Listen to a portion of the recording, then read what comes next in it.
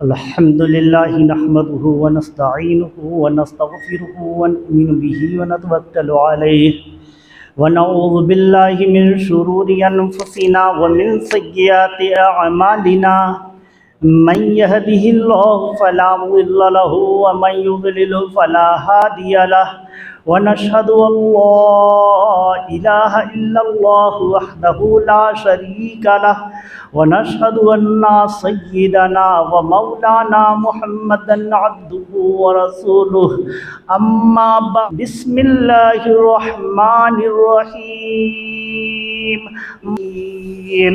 وقال النبي صلى الله عليه وسلم لا نبي بعدي وقال رسول الله صلى الله عليه وسلم لا يؤمن أحدكم حتى أكون أحب إليه من والده وولده والناس أجمعين صدق الله المولانا العلي العظيم وصدق رسوله النبي الكريم ونحن على ذلك لمن الشاهدين والشاكرين والحمد لله رب العالمين رب زدني علما رب زدني علما رب زدني علما رب اشرح لي صدري ويسر لي أمري واحلل عقدة من لساني يفقهوا قولي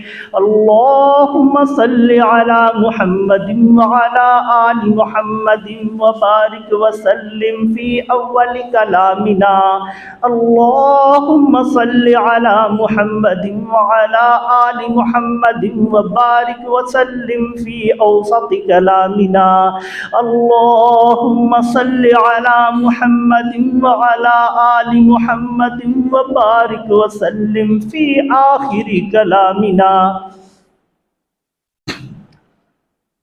محترم حضرات سامعین کرام معزز حاضرین میری اچھی اور سچی دوستو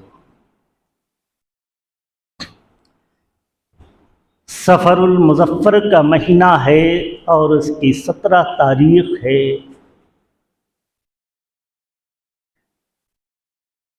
محرم کا مہینہ بیت چکا اس کے بعد جو مہینہ آتا ہے اسلامی سال میں وہ سفر کا مہینہ کہلاتا ہے آج اس کی 17 تاریخ ہے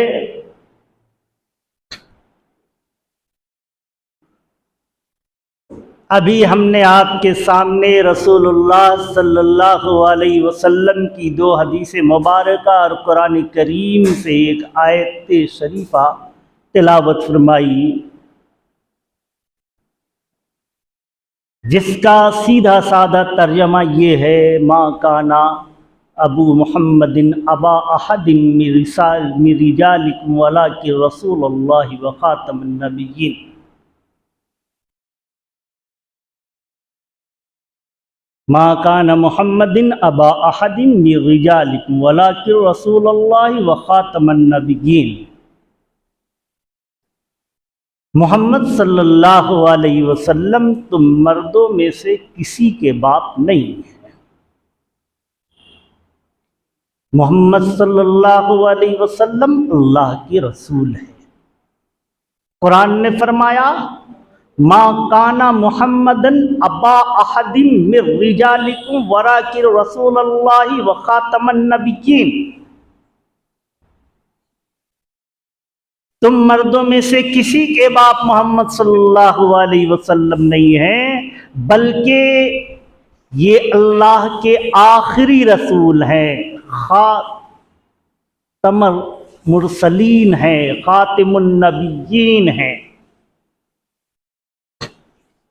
رسول اللہ صلی اللہ علیہ وسلم کی حدیث ہم نے سنائی لا نبی بعدی میرے بعد کوئی نبی نہیں آئے میرے بعد کوئی نبی نہیں آئے گا دوسری حدیث ہم نے سنائی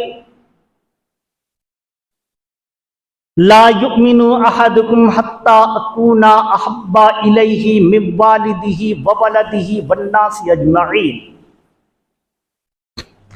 تم میں سے کا کوئی بھی آدمی اس وقت تک مومن نہیں ہو سکتا ہے جب تک اس کے نزدیک میں سب سے زیادہ محبوب نہ ہو جاؤں، یہاں تک کہ اس کے والدین سے بھی، اس کے اولاد سے بھی۔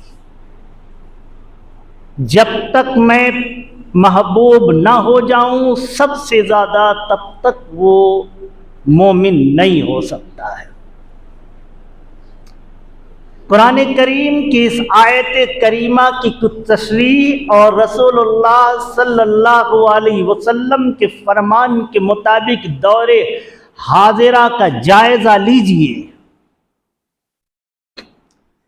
کیا ابھی ہمارے دلوں میں رسول اللہ صلی اللہ علیہ وسلم کی محبت اس درجے میں ہے جس درجے میں رسول اللہ صلی اللہ علیہ وسلم نے ایک مومن ہونے کے لیے شرط لگائی تھی کہ مومن ہونے کے لیے شرط ہے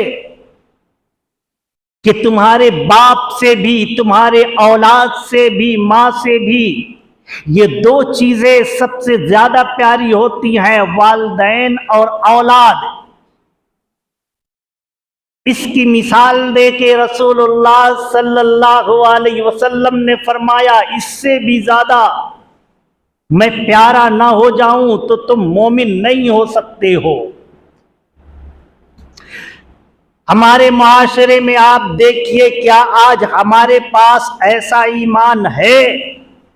ہر آدمی خود اپنا جائزہ لے سکتا ہے، ہر آدمی اپنی انکوائری کر سکتا ہے، ہر آدمی اپنے آپ کو دیکھ سکتا ہے۔ آیا میرے دل میں رسول اللہ صلی اللہ علیہ وسلم کی ویسی محبت ہے یا نہیں جیسی کہ رسول اللہ صلی اللہ علیہ وسلم نے رکھنے کو فرمایا؟ آپ دیکھیں گے جب رسول اللہ صلی اللہ علیہ وسلم کے ارشادات، ان کی سنتیں، آقا صلی اللہ علیہ وسلم کی فرمودات، یہ جب ہمارے سامنے آتی ہیں، شریعت اسلام کی باتیں جب ہمارے سامنے آتی ہیں، قرآن کریم کے احکامات جب ہمارے سامنے آتے ہیں اور سامنے ہمارا بچہ موجود ہوتا ہے، ایک طرف بچے کی محبت، ایک طرف قرآن کریم کی آیات، ایک طرف بچے کی محبت، ایک طرف رسول اللہ صلی اللہ علیہ وسلم کی سنتیں، ایک طرف اولاد کی محبت، ایک طرف شریعت کے احکامات۔ آپ دیکھیے آج ہم کسے ترجیح دیتے ہیں؟ کیا ہم شریعت پہ عمل کر کے اولاد کی محبت کو قربان کرتے ہیں؟ کیا ہم قرآن پہ عمل کرتے ہوئے اولاد کی محبت کو قربان کرنے کو تیار ہیں؟ کیا رسول اللہ صلی اللہ علیہ وسلم کی سنت پہ عمل کرنے کے لیے اولاد کی محبت کو قربان کرنے کو ہم تیار ہیں؟ روزانہ آئے دن ہمیشہ ہمارے سامنے ایسے حالات آتے رہتے ہیں کہ ایک طرف رسول اللہ کی سنت ہوتی ہے، ایک طرف اولاد کی محبت ہوتی ہے، ایک طرف شریعت کا مسئلہ ہوتا ہے، ایک طرف بیوی اور اولاد کی محبتیں ہوتی ہیں، ایک طرف قرآن کریم کے احکامات ہوتے ہیں، ایک طرف اولاد اور والدین کی محبت ہوتی ہے، مال و دولت کی محبت ہوتی ہے۔ آپ دیکھیں گے ہم مختلف بہانے بنا کر کے، ہم مختلف ہیلے کر کے اولاد کی محبت کو برقرار رکھتے ہیں، قرآنی آیات کو درکنار کر دیتے ہیں، شرعی مسائل کو پیچھے چھوڑ دیتے ہیں، رسول اللہ صلی اللہ علیہ وسلم کی سنتوں کو ہم جنازہ نکال دیتے ہیں، اولاد کی محبت کو ہم سینے سے لگانے کو تیار ہیں، لیکن رسول اللہ کی سنت کو اپنانے کے لیے تیار نہیں، قرآن کے احکامات کو تیار نہیں ہے اپنانے کے لیے، شریعی احکامات پہ عمل کرنے کو تیار نہیں ہے۔ آپ روزانہ آئے دن آپ دیکھ رہے ہیں ہم نے مسلمان کس کو سمجھ لیا، سر میں ٹوپی آ گئی ہم نے سمجھ لیا مسلمان ہے، اذانیں ہم نے سن لی ہم نے سمجھ لیا کہ ہم مسلمان ہیں، باپ نے ہمارا نام عبداللہ عبد الرحمن رکھ دیا ہم نے سمجھ لیا کہ اب ہم مسلمان ہو گئے، ہمارے ختنے کروا دیے گئے ہم نے سمجھ لیا کہ ہم مسلمان ہو گئے، مسلمان معاشرے میں ہماری پرورش ہونے لگی، ہم سمجھ بیٹھے کہ ہم مسلمان ہو گئے، ہمارے لیے بس اتنا ہی کافی ہے، اور اسی کو ہم مسلمان سمجھتے ہیں، اسی کو ہم ایمان والا سمجھتے ہیں، اسی کو ہم نجات کا ذریعہ سمجھتے ہیں، اسی کو ہم کافی سمجھتے ہیں جنت میں جانے کے لیے، رسول اللہ کی شفاعت حاصل کرنے کے لیے ہم اسی کو کافی سمجھتے ہیں۔ جب اولاد کی محبت قرآن کی محبت سے ٹکراتی ہے، جب اولاد کی محبت رسول اللہ کی سنت سے ٹکراتی ہے، جب اولاد کی محبت شرعی مسائل سے ٹکراتی ہے، ہمارے شرعی احکامات کو ہم پیچھے چھوڑ دیتے ہیں۔ آپ دیکھیں گے اولاد کو پیٹ پالنے کے لیے، اولاد کو اچھے سے اچھا کھلانے کے لیے، اچھے سے اچھا لباس پہنانے کے لیے، بڑے بڑے اسکولوں کے فیس دینے کے لیے، وہاں ایڈمیشن چارج بھرنے کے لیے کسی کا جیب کاٹتے ہیں ہم، کسی سے سود کھاتے ہیں ہم، کسی کو دھوکہ دیتے ہیں ہم، کسٹمر سے دھوکہ دیتے ہیں، ڈیمیج مال کسٹمر سے ہم بیچتے ہیں، یہ ڈیمیج مال کسٹمر کو بتاتے نہیں ہیں، کیوں؟ اس لیے کہ ڈیمیج مال ہم بتائیں گے کسٹمر ریٹ کم دے گا، اس سے ہمارے بچے کا فیس نہیں بھرا جائے گا، اس سے ہمارے بچے کا اچھے سے اسکول میں ایڈمیشن نہیں ہو پائے گا، اس لیے ہم بیکار مال کو کسٹمر کو ڈیل کرتے ہیں، اندھا بنا کر کے کسٹمر کو ہم مال تھما دیتے ہیں، لوگوں سے ہم رشوتیں لیتے ہیں، کس لیے؟ بیویوں کو اچھے زیورات دینے کے لیے، کس لیے؟ اولاد کو نئے نئے کپڑے پہنانے کے لیے، کس لیے؟ اولاد کو اچھے سے اچھی غذائیں دینے کے لیے، اولاد کو بڑے سے بڑے اسکول میں پڑھانے کے لیے۔ ہم کیا کرتے ہیں؟ غریبوں کو دھوکہ دیتے ہیں، ہم کیا کرتے ہیں؟ رشوت لیتے ہیں، ہم کیا کرتے ہیں؟ سود کے کاروبار کرتے ہیں۔ آپ دیکھ لیجئے یہ ساری چیزیں کس لیے کی جا رہی ہیں؟ اولاد کی محبت کے لیے، اولاد کی محبت کے لیے یہ ساری چیزیں کی جا رہی ہیں۔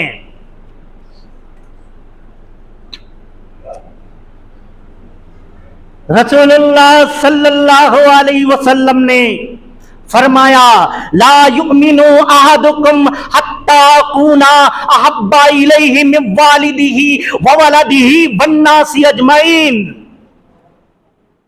تم بیٹے سے ایسی محبت کرو گے کہ میری سنت کو چھوڑ دو گے، یہ تمہاری میں سے محبت کی دلیل نہیں ہوگی۔ تم بیٹے سے ایسی محبت کرو گے کہ حرام غذاؤں کو بیٹوں کو کھلانے کے لیے تیار ہو جاؤ گے، یہ مجھ سے محبت کی دلیل نہیں ہوگی، یہ مجھ سے محبت کی دلیل نہیں ہوگی۔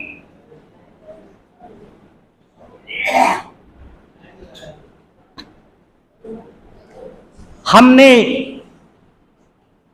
نام رکھ لیا مسلمان والا، مسلمان معاشرے میں ہم پیدا ہو گئے اور ہم سمجھے کہ جنت باپ کی پراپرٹی ہے، بس مر کے جائیں گے اور داروغہ جنت سے کہیں گے کھول میرے باپ کی جنت۔ جنت اتنی آسان نہیں ہے، جنت اگر اتنی آسان ہوتی صحابہ کرام کو گردنیں کٹوانی نہیں پڑتی،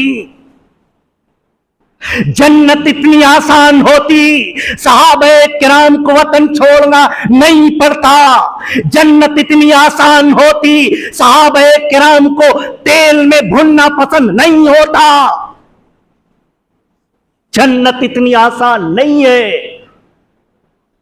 ہم نے جنت کو آسان سودا بنا لیا کہ بڑا آسان ہے،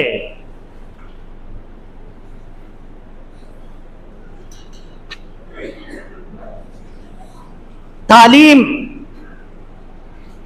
ہم ایسی دلوا رہے ہیں، ظاہر سی بات ہے جو انکم ہمارا ہوگا ریئیکشن تو ویسا ہی ہوگا، ریئیکشن ویسا ہی ہوگا۔ اس لیے ہم اپنی نسلوں کو ایسی تعلیم سے آراستہ کروا رہے ہیں کہ کل یہ ہم سے 10 ہاتھ اوپر نکلے، اگر میں آج 2 آدمی کو ٹوپی پہنانے کی صلاحیت رکھتا ہوں تو میرا یہ بیٹا بڑے انگلش میڈیم اسکول میں پڑھ کر کے اسٹائلش طریقے سے، سائنسی طریقے سے، ایجوکیشنل طریقے سے لوگوں کو ٹھگنا سیکھ جائے، یہ میرا بیٹا تہذیبی طریقے سے لوگوں کو پاکٹ مارنا سیکھ جائے۔ تعلیم بھی ہم ویسے ہی دے رہے ہیں۔ اسلامی تعلیم سے ہم اپنے اولادوں کو اتنا دور کر دیا، اتنا دور کر دیا کہ آج نئی نسل نوجوان کی جو ویڈیو میں دیکھا بس اسی پہ آمنا صدقنا، اس نے کچھ پیچ سمجھائے، اس نے کچھ ناجائز دلیلیں دیں، اس نے کچھ ایسی دلیلیں دی جو انسان کے دماغ میں آ جائے قبول کر لیا۔ ایسی دلیلیں تو شیطان بھی دیا کرتا تھا۔ اللہ تبارک و تعالی نے جب ابلیس لعین سے پوچھا، سب سجدے میں گر گئے، تم کیوں نہیں سجدہ کیے؟ ابلیس لعین نے کہا میں اس سے بہتر ہوں، انا خیر من، میں اس سے بہتر ہوں، مجھے تو نے آگ سے پیدا کیا، آگ کی صفت ہے اوپر اٹھنے کی، آگ کی صفت ہے بلندی کی، آگ کی صفت ہے عظمت کی، تو نے اسے مٹی سے پیدا کیا، مٹی کو جتنی بلندی میں چھوڑو یہ نیچے آئے گا، مٹی کو جتنے اوپر سے چھوڑو یہ پستی میں جائے گا۔ دلیلیں تو اس نے بھی دی تھی۔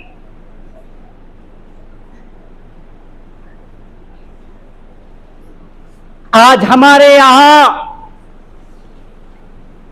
تعلیم اور اسلامی تعلیم کی اتنی کمی ہے کہ کوئی بھی آتا ہے ہمارے ایمان سے ہاتھ صاف کر جاتا ہے، ہمارے ایمان پہ ڈاکہ ڈال دیتا ہے۔ کیوں؟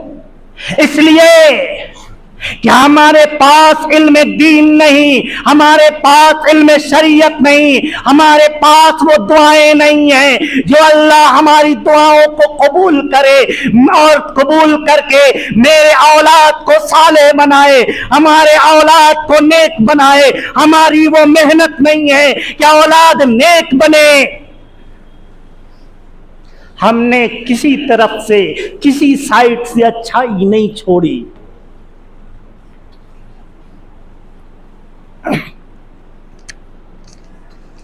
رسول اللہ صلی اللہ علیہ وسلم نے فرمایا مطعمہ حرام وملبسہ حرام۔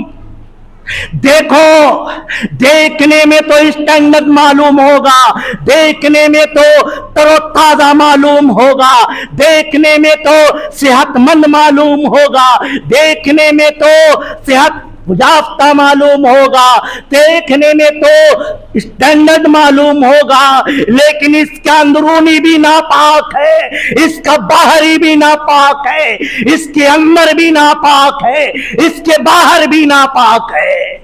مطعمہ حرام، اس کے پیٹ میں جو ہے وہ حرام ہے، وملبسہ حرام، اس کے جسم میں جو کپڑا ہے وہ بھی حرام ہے۔ یقولو یا ربی یا ربی فانا یستجاب لہ، یہ کعبہ خلاف پکڑ کر کے دعائیں کرے گا، اے اللہ ہماری یہ دعا سن لے، اے اللہ ہماری فریاد سن لے۔ اس کی اللہ سنے گا کیسے؟ اندر بھی آرام ہے، باہر بھی آرام ہے۔ فانا یستجاب لہ، اس کی دعا کیسے قبول ہوگی؟ اس کی دعا کیسے قبول ہوگی؟ ہم نے اولاد کو تربیت بھی نہیں دی، تعلیم بھی نہیں دی. کوئی بھی آتا ہے ہمارے ایمان پہ ڈاکہ ڈال کے چلا جاتا ہے. اور نئی نسل تو ایسی تیار ہو رہی ہے، وہ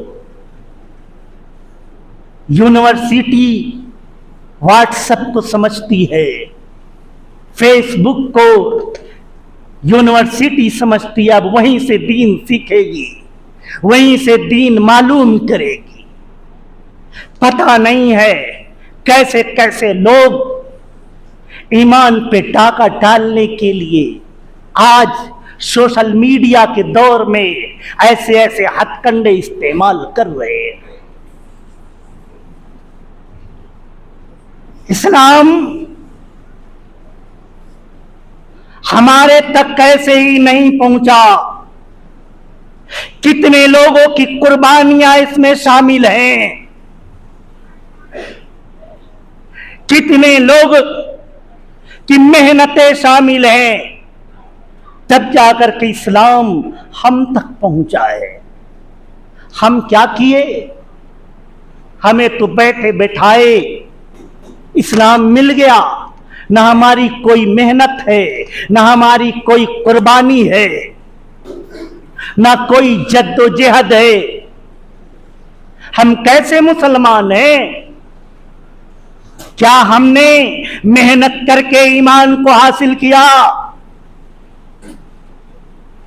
کیا ہماری جد و جہد سے ایمان ہمارے قلب میں آیا؟ کیا ہماری کوششوں سے ہم مسلمان ہوئے؟ نہیں. مسلمان معاشرے میں تھے، والدین مسلمان تھے، ہم بھی مسلمان ہو گئے. ہم پیدا ہوئے اس کے یہاں، ہم بھی مسلمان ہیں. محنت کرنی نہیں پڑی، کمانا نہیں پڑا، ایمان حاصل کرنا نہیں پڑا، اسلام حاصل کرنا نہیں پڑا. جسے حاصل کرنا پڑتا ہے قیمت اسے معلوم ہوتی ہے. باپ کی کمائی ہوئی جائیداد اولاد بلا دس اڑاتا ہے، اس لیے محنت وہ نہیں کرتی ہے، اس لیے کہ اس نے محنت سے نہیں کمائی.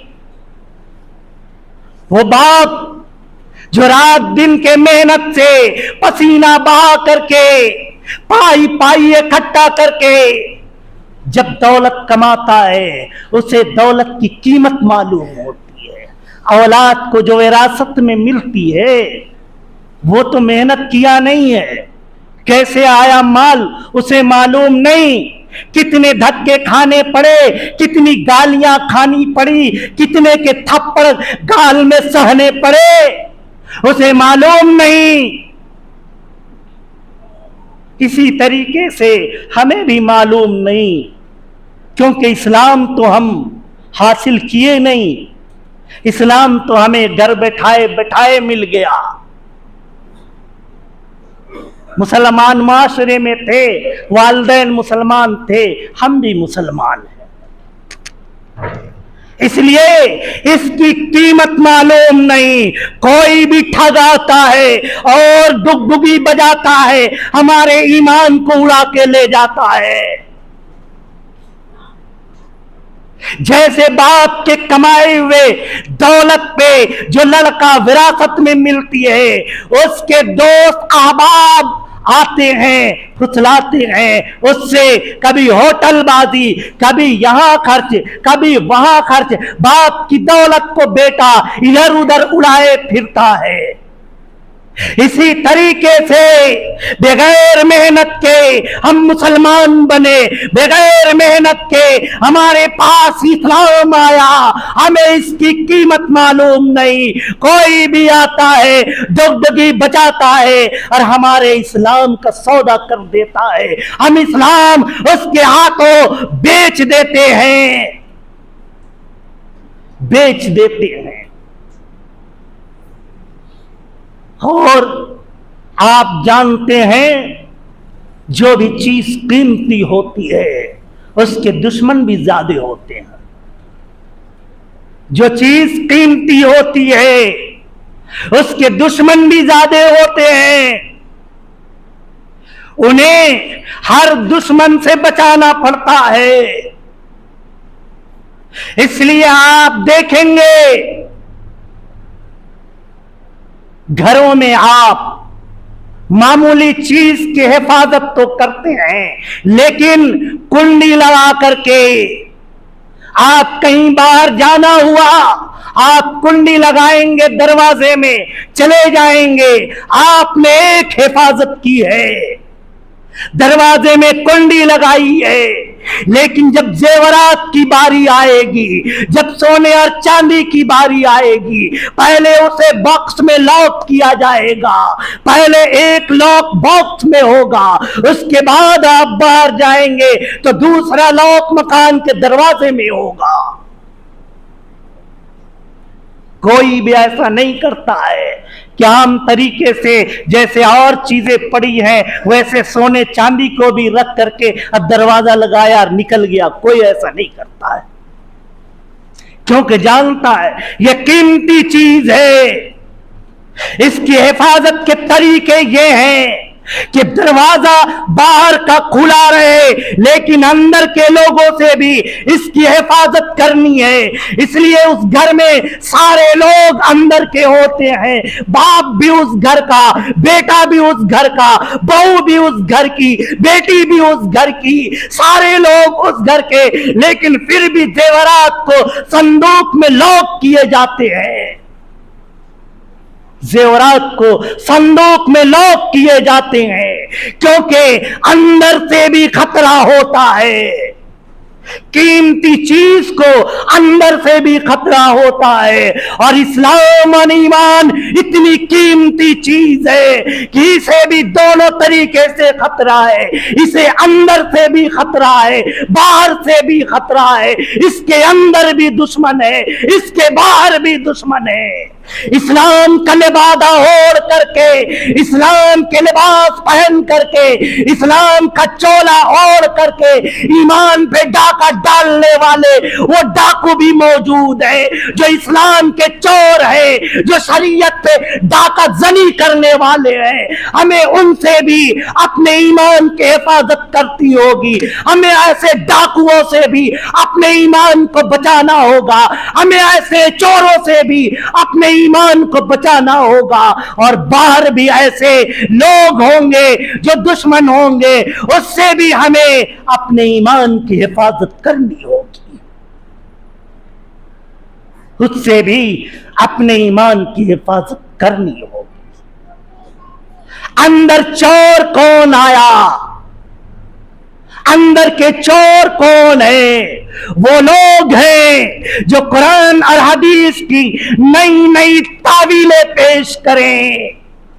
اندر کا چور وہ ہے جو شریعت کے نقشے کو بگاڑ کر کے عوام الناس کے سامنے پیش کرے،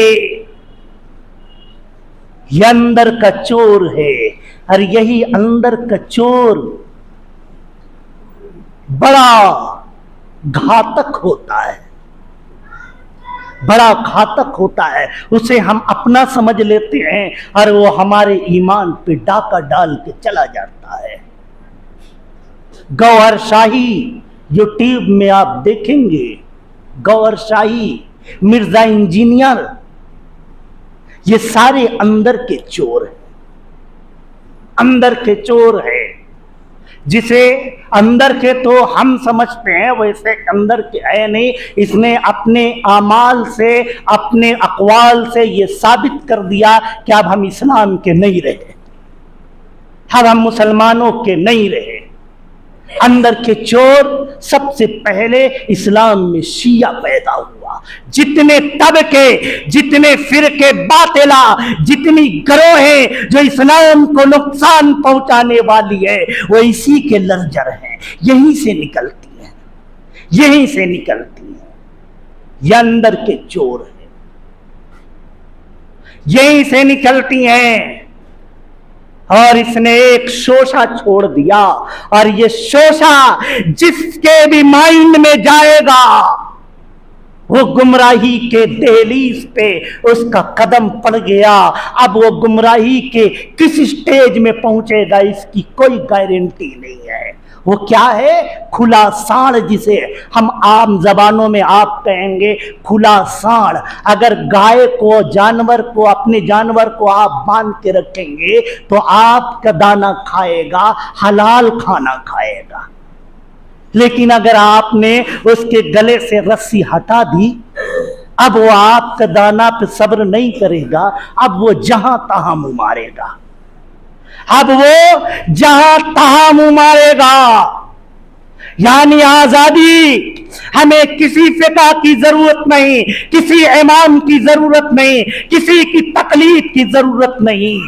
جتنے فرقے باطلہ ہیں سب سے پہلا ہتھیار ان کا یہ ہوتا ہے، سب سے پہلا ہتھیار ان کا یہ ہوتا ہے۔ یہیں سے وہ جنم لیتا ہے، اور جنم لینے کے بعد یہ جب اور ترقی کرتا ہے تو غلام احمد قادیانی بنتا ہے، اور ترقی کرتا ہے تو شکیل بن حنیف بنتا ہے۔ یہ ترقی یہ لوگ کریں گے، پھر نبوت کے دعوے کریں گے، یہ جب اور ترقی کریں گے پھر مسیح موعود کے دعوے کریں گے، اس لیے کہ یہ کھلا سانڑ ہو گیا، اس کے گلے میں پھندا نہیں ہے، اب اسے خدا اور رسول کا خوف نہیں ہے، اللہ اور اللہ کے رسول کا خوف نہیں ہے۔ یہ ہمارے اندر سے پیدا ہونے کے بعد اتنے بڑے بڑے پھوڑے کی شکل اختیار کرتے ہیں کہ پھر ہمیں اسے اسلام کے جسم سے کاٹ کے نکالنا پڑتا ہے۔ غلام محمد قادیانی ایک کافر ہو گیا، اب اس نے اپنی ایک نئی فرقہ بنائی، اپنی نئی جماعت بنائی جو کافر ہے۔ یہ تو اندر کے دشمن ہیں، باہر کے دشمن روزانہ آپ دیکھتے رہتے ہیں۔ باہر کے دشمن، آج اس نے یہ کہہ دیا، کل اس نے وہ کہہ دیا، کل اس نے یہ ٹپنی کر دی، پرسوں اس نے یہ ٹپنی کر دی۔ مہاراشٹر میں ابھی 4 دن پہلے ایک گری مہاراج کوئی ہے، میں اسے کتا بھی نہیں کہوں، میں اسے خنزیر بھی نہیں کہہ سکتا ہوں، اس لیے اگر میں اسے کتا کہا، کتے کی ٹولیاں کل حشر کے میدان میں ہمارا دامن تھام لیں گی۔ تم نے ہمیں گری راج کو سے کیوں ملایا؟ کیا ہم نے کبھی رسول کی بے حرمتی کی؟ کیا ہم نے کبھی محمد صلی اللہ علیہ وسلم کی بے حرمتی کی؟ اس لیے میں ایسے شخص کو نہ کتا کہہ سکتا ہوں، نہ خنزیر کہہ سکتا ہوں، بلکہ وہ ایک پلید ہے جو انسانیت سے باہر ہے، وہ ایک کمینہ شخص ہے جو انسانیت کے دائرے سے باہر ہے۔ اس نے رسول اللہ صلی اللہ علیہ وسلم پہ وہی پرانی گھسی پرانی ٹپنیاں کرتے ہیں، کوئی نئی چیز نہیں ہوتی ہے۔ آپ جانتے ہوں گے کہ کوئی بھی جب سستی شہرت حاصل کرنی ہو تو ایک دنیا کے اندر تھیوری ہے، جب آپ کو مشہور ہونا ہے، کوئی نہیں جانتے ہیں آپ کو، تو آپ کیا کیجئے، سب سے پہلے محلے میں نکلیے، کسی کو چلتے راہ میں 2-4 کو گالی بک دیجئے، 2-4 پہ ہاتھ اٹھا دیجئے، دیکھیے کچھ دیر کے اندر آپ مشہور ہو جائیں گے۔ کچھ دیر کے بعد آپ کو سارے لوگ جان جائیں گے، چاہے غلط طریقے سے کیوں نہ جانے، لیکن آپ شہرت پا جائیں گے۔ یہ سستی شہرت ہے، یہ سستی شہرت ہے جو ہمارے نبی پاک صلی اللہ علیہ وسلم پہ بھونکنے والے ایسے کمین اور رذیل انسانوں کے ہم منہ بھی لگنے نہیں چاہتے ہیں۔ ارے میرے نبی سے محبت کرنے والے چرند و پرند ہیں، میرے نبی سے محبت کرنے والے ستارے اور آسمان چاند سورج ہے، میرے نبی سے محبت کرنے والے زمین کا ذرہ ذرہ ہے، میرے نبی سے محبت کرنے والے دریا کا قطرہ قطرہ ہے، میرے نبی سے محبت کرنے والے درخت کے پتے پتے چاہتے ہیں میرے نبی سے محبت کرنے والے چڑیوں کی چہچہاٹ میں ملے گی، میرے نبی کی محبت پانی کی روانی میں ملے گی، میرے نبی کی محبت بجلی کی کڑکڑاہٹ میں ملے گی۔ ارے اس کمینے کے کون منہ لگتا ہے؟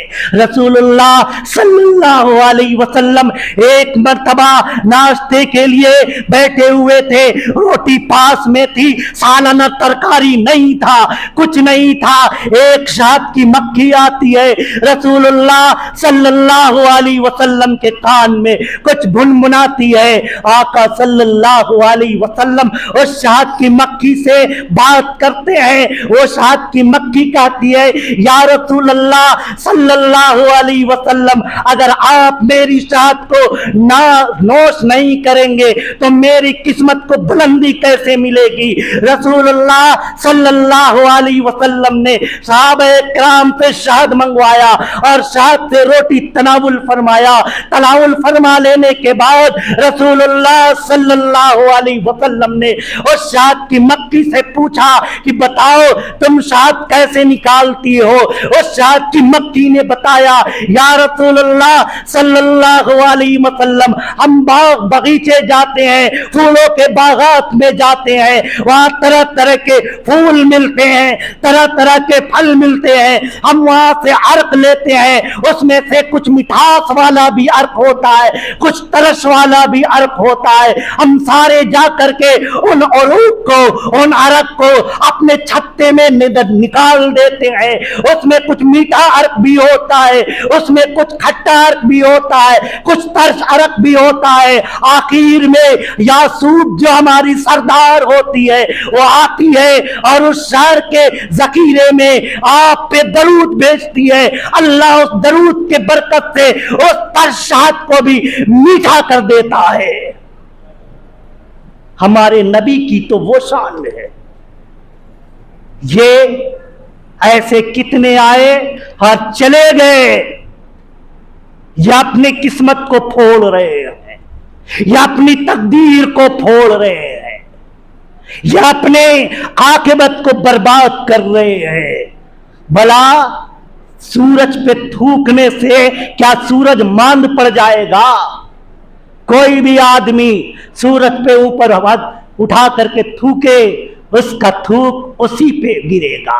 وہ بتانا چاہتا ہے کہ میں جس ذلیل قسم کا انسان ہوں، میری زبان سے وہی نکلے گی۔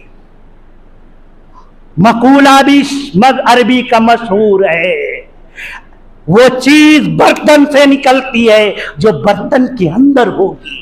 اگر آپ نے برتن کے اندر پیشاب بھر رکھا ہے، الٹیں گے شہد نہیں نکلے گا۔ اگر آپ نے برتن کے اندر شہد بھر رکھا ہے، الٹیں گے شہد نکلے گا۔ اور اس کی زبان بتاتی ہے، اس کا اخلاق بتلاتا ہے، اس کے لینگویج بتلاتے ہیں کہ اس کے اندر کیا بھرا ہے۔ وہ ساری دنیا جان گئی۔ اللہ تبارک و تعالی ہمیں سننے سے زیادہ سمجھنے اور عمل کرنے کی توفیق عطا فرمائے۔ سنت